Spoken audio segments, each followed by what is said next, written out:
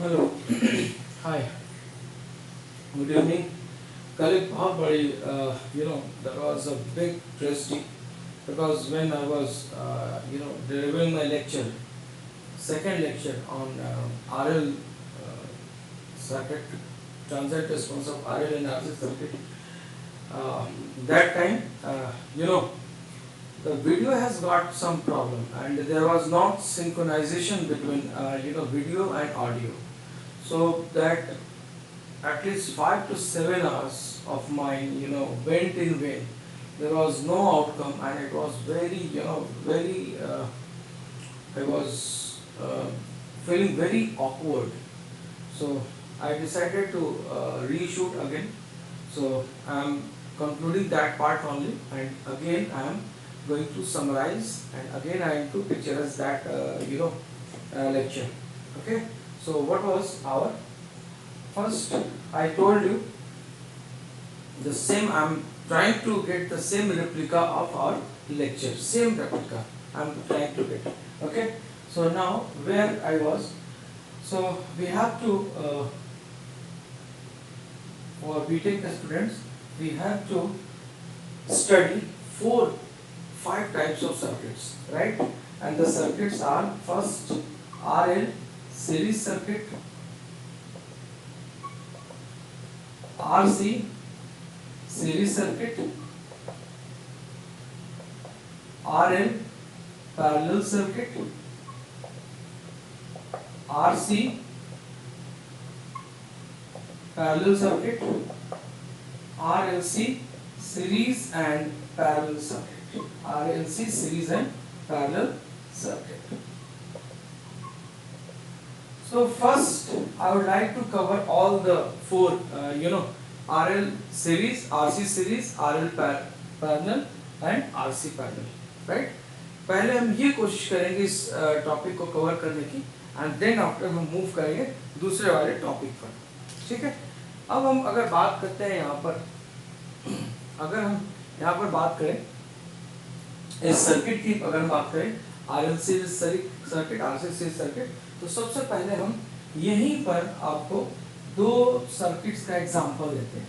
दो सर्किट्स का यहाँ पर आपको एग्जांपल देते हैं, RL series circuit and RC series circuit. देखिए यहाँ पर अगर हम बात करें RL सीरीज सर्किट की, तो RL सीरीज सर्किट में यहाँ पर मेरे को मिलेगा this is voltage, a switch and this R and L। यहाँ पर ये हमारे को ये कंडीशन मिलेगी, and this is R and L, right?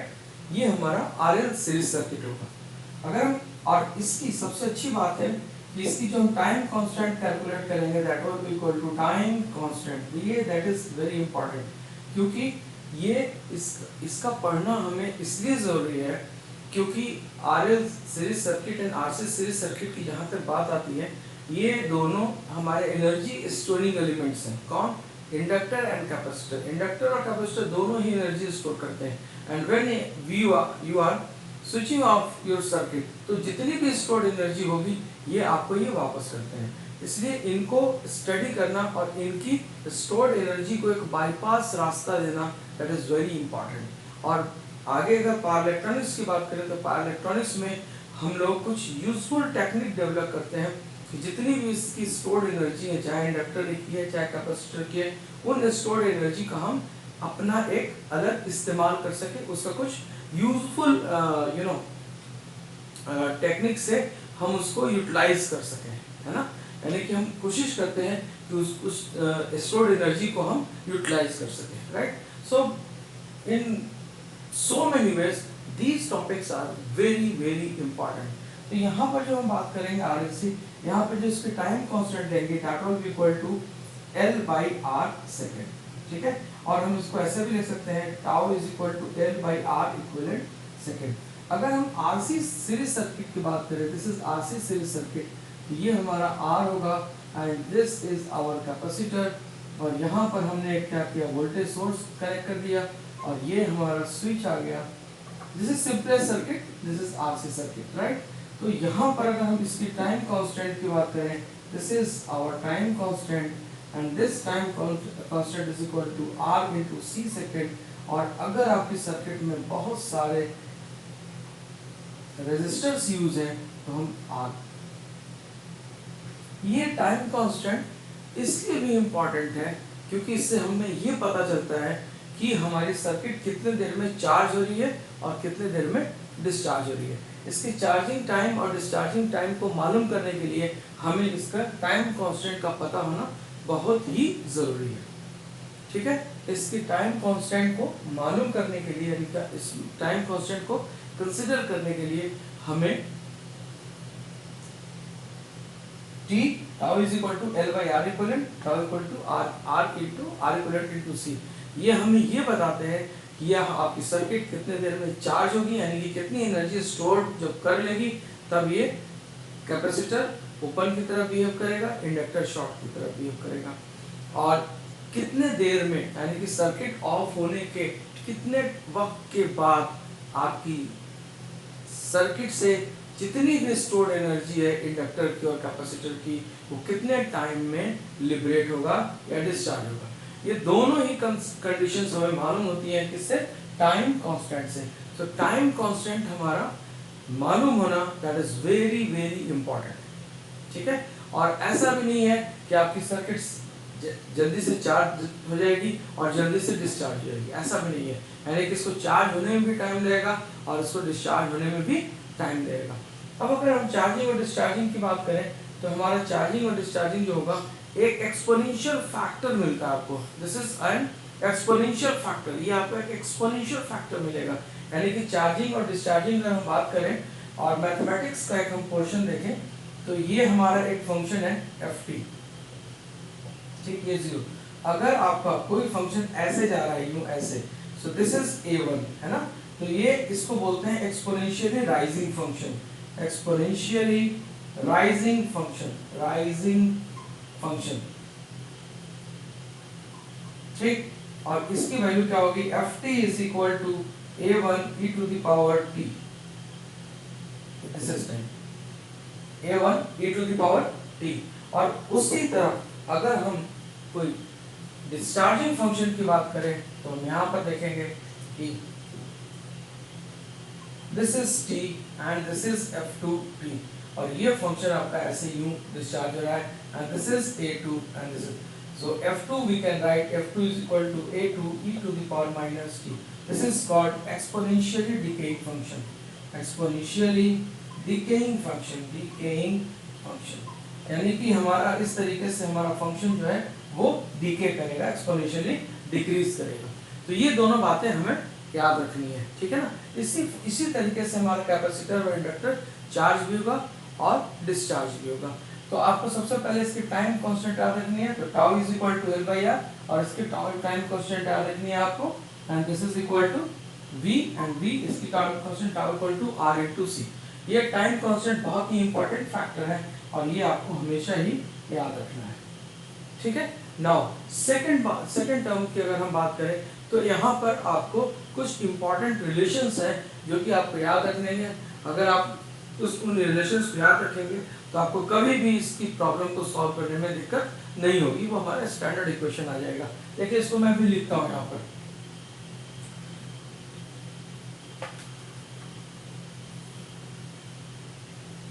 देखिए अगर हम RL सीरीज सर्किट की बात करते हैं, RL सीरीज सर्किट की बात करते हैं, this is RL series circuit, RL series circuit, तो आप यहाँ पर हमेशा रखिएगा कि जो इंडक्टर की करंट होगी, that inductor current IL will be equal to E by R 1 minus T by tau, tau is time constant, ये इतना होगा ही होगा। यहाँ पर आपके दोनों टर्म आएंगे and one term is called यहाँ पर नेचुरल रिस्पॉन्स कहा जाता है, this is called natural response. यहाँ दो टर्म है, natural response and plus forced response, forced response, ठीक है। और यहाँ पर अगर हम अलग अलग करें इसको तो नेचुरल रिस्पॉन्स हमारा आता है minus E by R E to the power T by tau, और हमारा फोर्स रिस्पॉन्स आता है ई बाई आर। ये दोनों टर्म्स हमको याद रखने पड़ेंगे और ये हमें भूलना नहीं है, natural response and force response. ये जो हमारा इक्वेशन है ये हमारा एक डिफरेंशियल इक्वेशन है, और डिफरेंशियल इक्वेशन को अगर मैथमेटिक्स में सॉल्व किया जाता है तो उसको बोला जाता है complementary function and particular integral. Complementary function and particular integral, PI and CF. तो पीआई एंड सीएफ की अगर हम बात करें तो सीएफ जो हमारा होता है वो नेचुरल रिस्पॉन्स होता है, और पीआई जो होता है हमारा फोर्स रिस्पॉन्स होता है। PI is our force response. अब आप अगर हम आरसी सीरीज सर्किट की अगर हम बात करते हैं, this is our RC series circuit. तो आरसी सीरीज में आपको याद रखना है this is VCT is equal to V0 e to the power minus t by tau plus V1 minus e to the power t by tau। ये आपको याद रखना है, स्टैंडर्ड इक्वेशन है इसका। ये if V0 is initially charged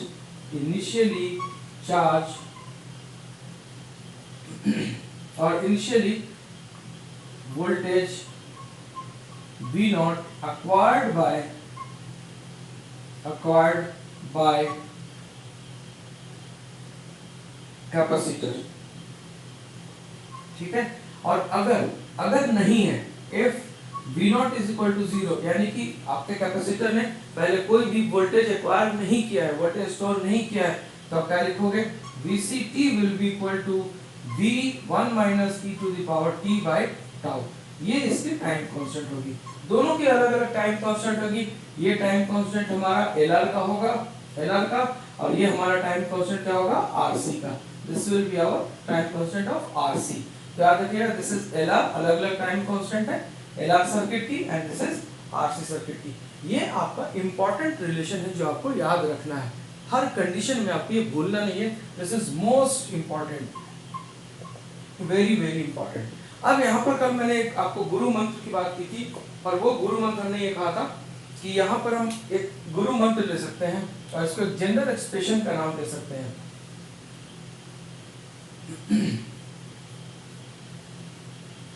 so now आपका मैंने गुरु मंत्र एक नाम दिया था, गुरु मंत्र मैंने कहा था कि अगर इस फंक्शन को, यानी कि this is our general expression, अगर हम जनरल एक्सप्रेशन की बात करें तो हमारा ft जो होगा this will be equal to f infinity plus f0 plus minus f infinity bracket close e to the power minus t by tau। इस पूरे फंक्शन में आप इसको इस्तेमाल करेंगे, ठीक है। ये हमारा एक फंक्शन हो जाएगा, ठीक है, ये, ठीक है। सो दिस ft माइनस, ये हमारा जनरल एक्सप्रेशन है जिसको आप हमेशा याद रखेंगे, यानी कि ये इंडिकेट करता है t टेंड्स टू इंफिनिटी, और ये इंडिकेट करता है t टेंड्स टू 0 प्लस, यानी कि स्विचिंग के बाद। And this tau is our time constant. Tau जो हमारा है वो क्या है, time constant. This is our time constant. तो इतनी सारी बातें आपको याद रखनी पड़ेगी। अगर हम इतनी सारी बातें याद रखेंगे तो हमारे को आगे प्रॉब्लम नहीं आएगी, ठीक है। ये हमें किसी भी तरीके से रट जाना है, ये सारी चीजें। तो हमारी आरसी सीरीज और आरसी पैरेलल में कभी भी कोई प्रॉब्लम नहीं आएगी, चाहे आपका सब्जेक्टिव प्रॉब्लम हो और चाहे आपका ऑब्जेक्टिव प्रॉब्लम हो। ऑब्जेक्टिव होगा इस पैटर्न पे सॉल्व कर लेंगे, और सब्जेक्टिव होगा उसके लिए तो हम मेहनत करेंगे, ठीक है। अब बात आती है कि एक्सपोनेंशियल कैसे आता है ये। तो अगर हम एक्सपोनेंशियल इसको दिखाना चाहें तो हम ये दिखा सकते हैं कि एक्सपोनेंशियल कैसे आता है, किस तरीके से हमारा ये फंक्शन एक्सपोनेंशियल होता है। अगर हम अपनी सर्किट को, अगर हम आरएल सीरीज सर्किट की बात करें, आरएल सीरीज सर्किट, अगर हम आरएल सीरीज सर्किट की बात करें और यहाँ पर हम अगर हम नेचुरल रिस्पांस को कैलकुलेट करें तो हम बहुत आसानी से कैलकुलेट कर सकते हैं। नाउ अगर हम अब आरसी सीरीज सर्किट की बात करें, अब अगर यहाँ पर आरएल सीरीज सर्किट की बात करते हैं, तो आरएल सीरीज सर्किट में देखिए, हम किसी भी सर्किट को, आपको एक बात मैं बता दूं कि चाहे कुछ भी हो, कोई भी आपका इलेक्ट्रिकल सर्किट हो, एक इलेक्ट्रिकल इंजीनियर के लिए मैथमेटिक्स का रोल बहुत ही इंपॉर्टेंट है। हर इलेक्ट्रिकल इंजीनियर को ये चाहिए कि मैथमेटिक्स को उसका कमांड हो, ज्यादा से ज्यादा मैथ्स को वो अपने ग्रिप में रखें। एक्चुअली ये हमारे सिस्टम की लैकुना है, ये सिस्टम का हमारा फेल्यूर है कि जब हम इस फेल्यूर की इसलिए बात करते हैं क्योंकि सिस्टम में अगर हमारे को मैथमेटिक्स पढ़ाई जाती है, हमारे बीटेक के सिलेबस में मैथमेटिक्स पढ़ाई जाती है, तो teacher must tell you that these particular topic will be used by all electrical engineers in that subject. यानी कि आपको प्रैक्टिकल अप्रोच बताना चाहिए कि why you are studying mathematics, because mathematics is a tool and this tool will be used by every engineer, every electrical engineer. तो कैसे हम उसको इस्तेमाल करेंगे, हम कैसे उसको इस्तेमाल करेंगे, तो ये आपको मालूम होना चाहिए। ये अगर आपको मालूम होगा तो आपको प्रॉब्लम नहीं होगी। तो लेकिन हमें नहीं बताया जाता। अब एक छोटा सा एग्जांपल लेता हूं मैं। अगर हम डिफरेंशियल इक्वेशन की बात करें, अगर आपको डिफरेंशियल इक्वेशन पढ़ाया जाता है और आपसे बताया जाता है कि dy/dx plus kx is equal to 4, ये आपसे बोला जाता है, तो आपको y का सॉल्यूशन बताया जाता है कि y will have two solution, ठीक है ना, dy/dy, one yn and yf। ये तो हमारा इलेक्ट्रिकल रिस्पांस हो गया। लेकिन अगर हम इलेक्ट्रिकल मैथमेटिकल टर्म में बात करें तो हम इसको बोलते हैं complementary function and plus particular integral. This is complementary function, complementary function, complementary function, and second is told particular integral, particular integral. दो बातें आपसे बोली जाती हैं, ठीक है ना। ये अब बात आती है, इस तरीके से आप मैथमेटिक्स की हेल्प से आप इसको सॉल्व करते हो प्रॉब्लम। लेकिन जब हम इलेक्ट्रिकल सर्किट की बात करते हैं और अगर आपके पास कोई आरएलसी सर्किट है और यहाँ पर आपने स्विच, आरएल सर्किट ले लीजिए, आपके पास एक स्विच लगा हुआ है, this is R and L and this is I और वी, तो आप क्या बोलोगे, V is equal to I R and plus L D I by D T. अब इस में अगर आपसे पूछा जाए कि व्हाट विल बी आई, तो आप इसी डिफरेंशियल इक्वेशन का आप यूज करोगे। You will use the concept of this differential equation only, और आप क्या कहोगे कि this I will be equal to I N and plus I F, ये आपका सम होगा। This will be, I means यहां पर हम बोलेंगे this I N is called natural response, natural response, and this I F is called force response. आप दो चीजें कैलकुलेट करोगे, natural response and force response, and this natural response correspond to complementary function and particular integral, this is particular pi, यानी कि natural response आपका CF के बराबर है और फोर्स रिस्पांस आपका पार्टिकुलर इंटीग्रल के बराबर है, तभी हम सॉल्व करेंगे। लेकिन हमें जब पढ़ाया जाता है डिफरेंशियल इक्वेशन मैथमेटिक्स में, तो हमें नहीं बताया जाता है कि आप इलेक्ट्रिकल सर्किट की बहुत ही इंपॉर्टेंट टॉपिक को आप इससे डील करने वाले हो। अब जैसे देखो, मैंने यहाँ पर आई एन कैलकुलेट करना है। अब अगर हम आई एफ कैलकुलेट करना चाहें, I am deriving the relation here, I am deriving complete relation. अगर हम आई एफ की कैलकुलेट करना चाहेंगे, I F, so I F को बोलेंगे, I F this is force response, force response, force response, ठीक है। यानी कि आप बोलेंगे at steady state, at steady state, and this V is in your circuit, this V is in your circuit, this V is in your circuit, is in your circuit, ये आपका voltage आपके circuit में रहेगा, इसीलिए हम इसको force response कहते हैं। तो आप क्या आपको बोलोगे कि एट स्टेडी स्टेट आपका इंडक्टर क्या हो जाता है, ये ऐसा लिखोगे आप V, है ना, और ये आपका R, और इंडक्टर आप बोलोगे कि this inductor is short circuited and this is IF, है ना, ये आपका, और यही IF आपका ILF के बराबर हो जाता है, ठीक है ना। तो हम इसको ILN बोल देते हैं, इसको ILF बोलते हैं, है ना। तो ये आपका ILF के बराबर हो जाता है। अब आपका ILF क्या होगा, ILF is equal to V by R, यही तो होगा, ठीक है। और अगर आपको ये EMF E के फॉर्म में दिया हुआ है, जैसा मैंने आपसे कहा था अभी, तो ये हमारा कितने के बराबर हो जाएगा, EMF के बराबर हो जाएगा, ठीक है। दिस इज EMF और सम V वोल्टेज सोर्स। सो इसको हम क्या लिख सकते हैं, इसको हम लिख सकते हैं E बाई R, ठीक है। जो मैंने आपको स्टैंडर्ड इक्वेशन बताया था उसके मुताबिक मैं इसको लिख दे रहा हूं। So ILF is equal to V by R and this is equal to E by R, fine. तो ये हमारा फोर्स रिस्पांस आ गया, यानी कि this is equivalent to particular integral, ठीक है। ये अब आपको पार्टिकुलर इंटीग्रल मिल गई आपको। नाउ अब हम बात करते हैं अब हम सेकंड क्वेश्चन में बात करते हैं नेचुरल रिस्पांस की। तो नेचुरल रिस्पांस के लिए क्या करते हैं आप, कॉम्प्लीमेंट्री फंक्शन में जाते हैं, यानी कि वोल्टेज सोर्स को हटा देते हैं। तो हम क्या लिखेंगे, for natural response, for natural response, what we do, हम लिखेंगे I N R, this I R plus L di by dt is equal to 0 and I यहाँ पर हमारा I ln के बराबर हो जाएगा and this I ln R plus L d I ln by dt is equal to 0। ये आपके पास आ गया। अगर ये आपके पास आ गया, अब हम क्या लिख सकते हैं यहाँ पर, देखिए अब यहाँ पर हम क्या इस क्वेश्चन को सॉल्व करेंगे। अब मैं आपको सॉल्व करके दिखा रहा हूँ। I ln R plus d I ln upon dt is equal to 0। क्या लिख सकते हैं, मैं यहाँ पर I को एक साथ कर लीजिए, तो हम लिखेंगे L d I ln upon dt is equal to minus I ln R। Inductor current और कौन सा रिस्पांस है, तो नेचुरल रिस्पांस है। I for current, L for inductor and N for natural response. ठीक है, हम यहाँ पर इसको लेकर आते हैं I ln divided by I ln and this is equal to minus R by L dt। आप इंटीग्रेट कर दो बोथ साइड्स। जब इंटीग्रेट करोगे तो क्या लिखोगे, log E I ln, इसकी इंटीग्रेशन कितनी आती है, log 1 by x dx by x is equal to log x। ये कितनी आती है, minus I R by t और प्लस ये कांस्टेंट होता है, तो इस c को हम log के टर्म में लिख सकते हैं और c is a constant, c is a constant, तो इस कांस्टेंट को हम क्या लिख सकते हैं, let c is equal to log a लिख देते हैं, log a, because log a also is a constant. इससे हमारी डेरिवेशन में आसानी होगी।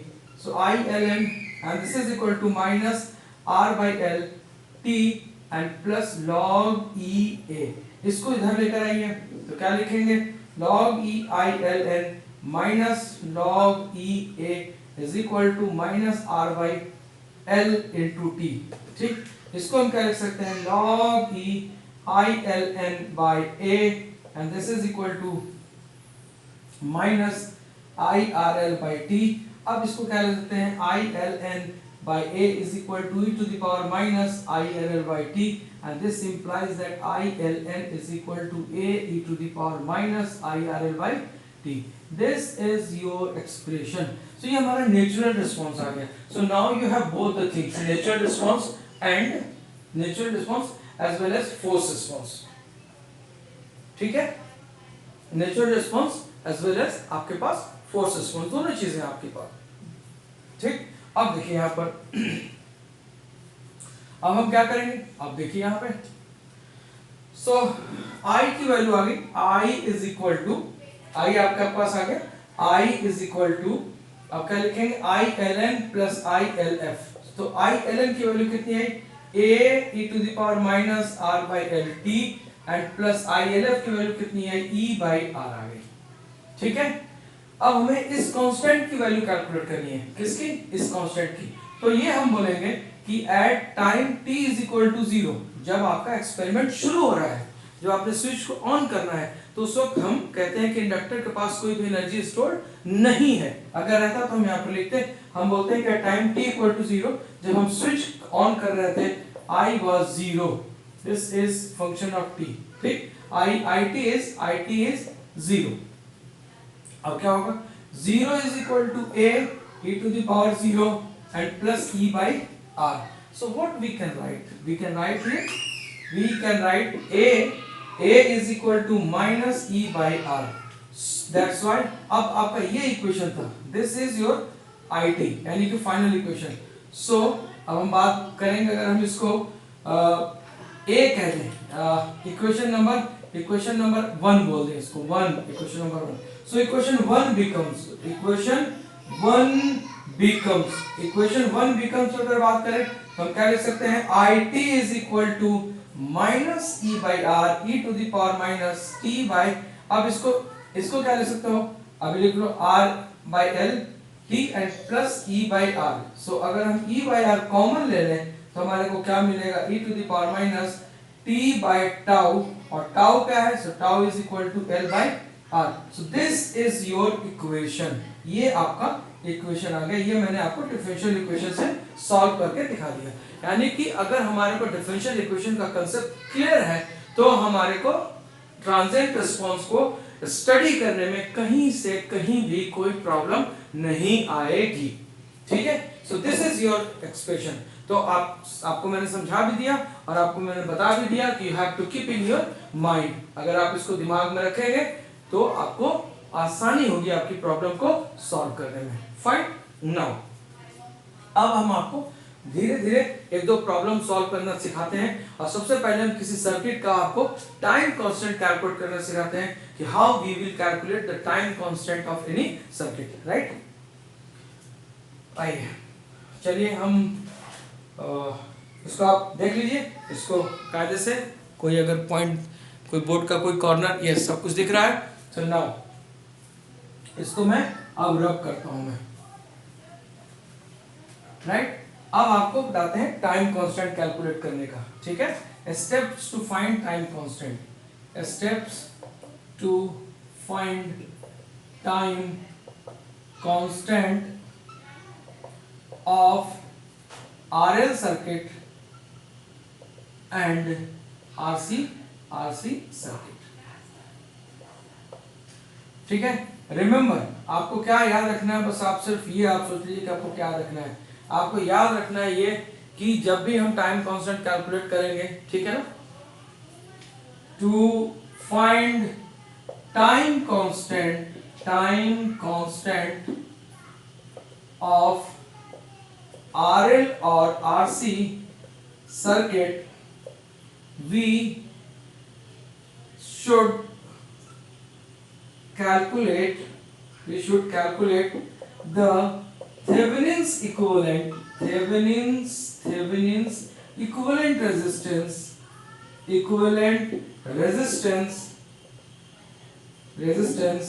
across L terminal और C टर्मिनल, यानी कि आपके कैपेसिटर के अलोंग, यानी कि कैपेसिटर जहां कैपेसिटर लगा हुआ है उसके दोनों टर्मिनल का अक्रॉस इक्विवेलेंट रेजिस्टेंस कैलकुलेट कर लीजिए। या अगर आपका इंडक्टर लगा हुआ है तो उसके दोनों टर्मिनल के अक्रॉस आप अपना वहां पर इक्विवेलेंट रेजिस्टेंस कैलकुलेट कर लीजिए, ठीक है। सो हमारा टाउ क्या होगा, टाउ अगर हम RL सर्किट की बात करते हैं so this will be equal to L by R equivalent, और अगर हम टाउ RC सर्किट की बात करते हैं तो this will be equal to R equivalent into C। इस तरीके से हम कैलकुलेट कर सकते हैं। अब बात आती है इस तरह की प्रॉब्लम ले, जो मैंने आपको प्रॉब्लम में दिखाया था सॉल्व करके, उस प्रॉब्लम को फिर से मैं यहाँ पे आपको सॉल्व करके दिखाऊंगा, उसके बाद आपकी प्रॉब्लम आसान हो जाएगी, राइट। So now